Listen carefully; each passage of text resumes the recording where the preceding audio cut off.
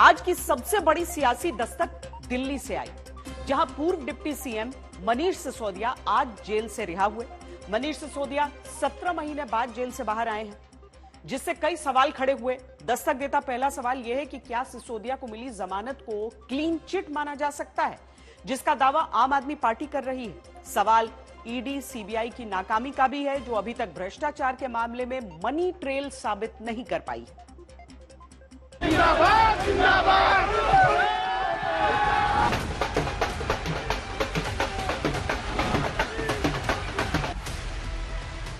26 फरवरी 2023 की शाम 7:21 पर सीबीआई मनीष सिसोदिया को गिरफ्तार करती है और 17 महीने बाद मनीष सिसोदिया जेल से बाहर आते हैं। आम आदमी पार्टी मनीष सिसोदिया की रिहाई का जश्न जरूर मना रही है, ढोल भी बज रहे हैं, कार्यकर्ता भी सिसोदिया के नारे लगा रहे हैं। लेकिन 17 महीने जो सिसोदिया ने जेल में बिताए हैं, वो आम आदमी पार्टी को शूल बनकर जुड़ रहे हैं। आम आदमी पार्टी के सारे नेता एक सुर में एक ही बात बोल रहे हैं, मनीष सिसोदिया को जेल में 17 महीने आखिर क्यों गुजारने पड़े। किसी का गुनाह साबित कीजिए, कन्विक्ट कीजिए, 1 साल नहीं 5 साल की सजा दिलाइए, कोई मना नहीं कर रहा। मगर आपका मुकदमा ही शुरू नहीं हुआ, कोई गुनाह साबित नहीं हुआ, बिना साबित हुए आपने 17 महीने उनको जेल में रख लिया। अब मैं ये जानना चाहता हूँ, अब वो अगर बेगुनाह साबित होंगे तो ये 17 महीने उनको कौन वापस करेगा? क्या ट्रायल कोर्ट वापस कर सकता है? क्या केंद्र सरकार मनीष सिसोदिया के 17 महीने उनके परिवार को वापस कर सकते हैं? 7 बार उनकी बेल खारिज हुई। आज honourable supreme court of India के समक्ष उनके वकीलों ने मेरिट्स पे कोई दलील नहीं दी। उनकी प्ली केवल और केवल डिले पर आधारित थी।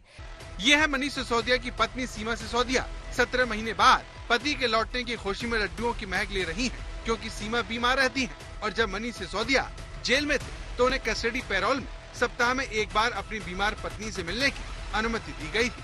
आज पूरा परिवार खुश है, लेकिन आम आदमी पार्टी के नेता संजय सिंह कह रहे हैं कि सिसोदिया के परिवार ने जो 17 महीने झेला, उसका हिसाब कौन देगा।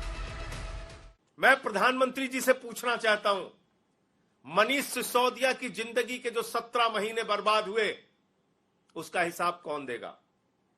मनीष सिसोदिया की पत्नी, उनके बच्चे, उनके परिवार ने जो मानसिक प्रताड़ना झेली, उसका जवाब कौन देगा?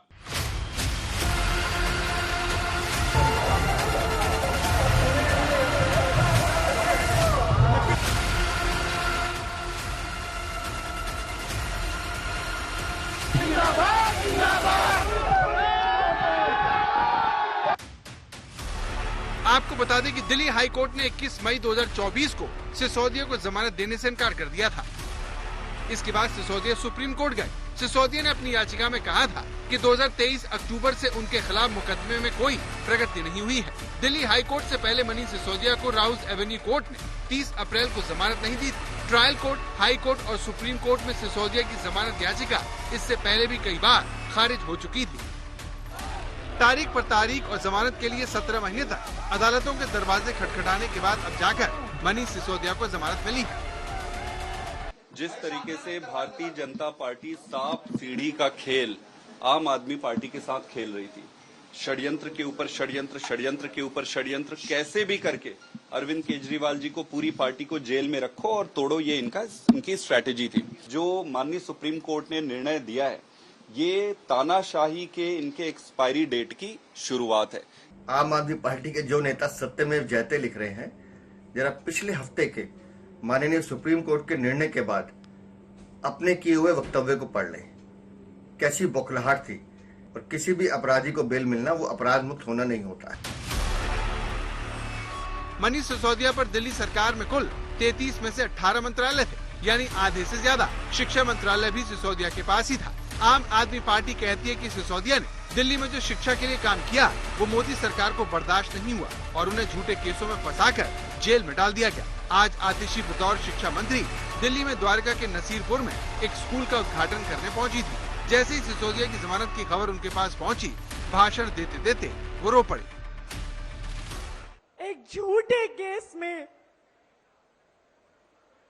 17 महीने तक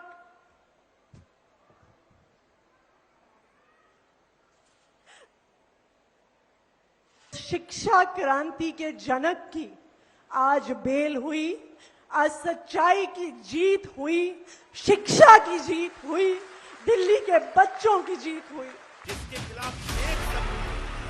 जिस दिन से केजरीवाल जेल गए हैं, तब से आम आदमी पार्टी केजरीवाल की सलाखों के पीछे वाली तस्वीर लगाकर प्रेस कॉन्फ्रेंस करती है। आज जब सिसोदिया को जमानत मिली तो संजय सिंह बोले, आपके जिन जिन नेताओं ने बेहतर काम किया उनको उठाकर जेल में डाल दिया गया। एक पैसे मनीष सिसोदिया के घर से बरामद नहीं हुए, एक पैसे उनके बैंक अकाउंट से बरामद नहीं हुए, एक पैसे उनके यहाँ से कोई सोना गहना प्रॉपर्टी नहीं मिला। आपने जबरदस्ती एक आदमी को सिर्फ अपनी राजनीतिक द्वेष और दुर्भावना के कारण जेल में रखा। न्यायालय ने उनको 17 महीने बाद जमानत के लायक समझा। जमानत कभी भी आपके आरोप से मुक्ति नहीं है। 17 महीने बाद मनीष सिसोदिया तिहाड़ जेल से बाहर आए हैं, तो क्या अब फिर से सिसोदिया दिल्ली सरकार में मंत्रालय संभालेंगे? आम आदमी पार्टी ने सिसोदिया की जमानत पर सुप्रीम कोर्ट की टिप्पणी को आधार बताकर अब बीजेपी और मोदी सरकार पर प्रहार करना शुरू कर दिया है। दिल्ली से पंकज जैन के साथ आज तक ब्यूरो। जस्टिस बीआर गवई और जस्टिस केवी विश्वनाथ की बेंच ने मनीष सिसोदिया को बेल दी है। बेंच ने 3 दिन पहले 6 अगस्त को अपना फैसला सुरक्षित रख लिया था, लेकिन सिसोदिया के पक्ष में दी गई 3 दलील ने उन्हें जमानत मिलने का रास्ता साफ कर दिया। मनीष सिसोदिया को सुप्रीम कोर्ट से मिली जमानत बहुत अहम है। उनके पक्ष में जो 3 सबसे बड़ी दलील दी गई, सबसे पहले आपको वो बताते हैं। पहली दलील जो मनीष सिसोदिया के पक्ष में दी गई वो यही है कि जिस मामले में गिरफ्तारी हुई, ट्रायल शुरू होने से पहले उन धाराओं में मौजूद सजा का करीब आधा हिस्सा पहले ही सिसोदिया जेल में काट चुके हैं, वो भी बिना दोषी करार दिए हुए। दूसरी दलील पक्ष में दी गई कि सिसोदिया को जमानत नहीं मिलने से पर्सनल लिबर्टी यानी मौलिक अधिकार का हनन हुआ है। तीसरी दलील ये काम आई कि ईडी और सीबीआई का पूरा केस गवाहों पर आधारित है, जबकि मनी ट्रेल का कोई डायरेक्ट सबूत नहीं मिला। मतलब साफ है कि सुप्रीम कोर्ट में ईडी और सीबीआई की तमाम दलीलें नहीं टिकी और शराब नीति घोटाले में मनीष सिसोदिया को बेल मिल गई। मनीष सिसोदिया को जमानत देते वक्त सुप्रीम कोर्ट ने बहुत अहम टिप्पणियां करते हुए कहा, समय के साथ ट्रायल कोर्ट और हाई कोर्ट कानून के एक बहुत ही स्थापित सिद्धांत को भूल गए कि सजा के रूप में जमानत को रोका नहीं जाना चाहिए। ऐसा लगता है कि ट्रायल कोर्ट और हाई कोर्ट जमानत देने के मामलों में सेफ खेलने का प्रयास करते हैं। ये सिद्धांत की जमानत एक नियम है और इनकार एक अपवाद। ओपन एंड शट मामलों में जमानत नहीं दिए जाने के कारण सुप्रीम कोर्ट में बड़ी संख्या में जमानत याचिकाएं भर गई, जिससे बड़ी संख्या में जमानत याचिकाएं बढ़ रही हैं। अब समय आ गया है कि निचली अदालतों और उच्च न्यायालयों को इस सिद्धांत को पहचानना चाहिए कि जमानत नियम है और जेल अपवाद है। सुप्रीम कोर्ट ने माना कि ईडी और सीबीआई की तरफ से दाखिल की गई चार्जशीट में इतने दस्तावेज हैं कि ट्रायल शुरू हुआ तो भी बहुत जल्द खत्म नहीं होगा। ऐसे में ट्रायल पूरा होने की उम्मीद में जमानत को रोकना सही नहीं होगा, सुप्रीम कोर्ट ने कहा। ताजा केस में ईडी मामले के साथ साथ सीबीआई मामले में 493 गवाहों के नाम दिए गए हैं। इस मामले में हजारों पन्नों के दस्तावेज और 1 लाख से ज्यादा पन्नों के डिजिटल दस्तावेज शामिल हैं। इस प्रकार ये साफ है कि कुछ वक्त में मुकदमा खत्म हो जाएगा, इसकी दूर दूर तक संभावना नहीं है। हमारे विचार में मुकदमे के जल्दी पूरा होने की आशा में अपीलकर्ता को असीमित वक्त तक के लिए सलाखों के पीछे रखना संविधान के अनुच्छेद 21 के तहत स्वतंत्रता के उस मौलिक अधिकार से वंचित करना होगा। जैसा कि बार बार देखा गया है कि अपराध के लिए दोषी ठहराए जाने से पहले लंबे समय तक कैद में रहने को बिना सुनवाई के सजा नहीं बनने दिया जाना चाहिए। दरअसल सुप्रीम कोर्ट ने ईडी और सीबीआई दोनों मामलों में जमानत पर रिहा करने के अपने निर्णय में साफ कर दिया कि जमानत नियम है और हिरासत अपवाद है। ऐसे में मनीष को लंबे वक्त तक जेल में रखा गया। बिना सजा के किसी को इतने लंबे समय तक जेल में नहीं रखा जा सकता। केस से जुड़े दस्तावेज एजेंसी के पास है, लिहाजा शर्तों के साथ मनीष सिसोदिया को जमानत दी जा सकती है। पहली शर्त 10 लाख के बेल बॉन्ड और 2 श्योरिटी जमा करनी होगी। दूसरी शर्त पासपोर्ट जमा करना होगा। तीसरी शर्त हर सोमवार और गुरुवार को सुबह 10 से 11 के बीच जांच अधिकारी को रिपोर्ट करना होगा। चौथी शर्त गवाहों को प्रभावित करने या सबूतों से छेड़छाड़ करने का कोई प्रयास नहीं करना होगा। आज तक ब्यूरो।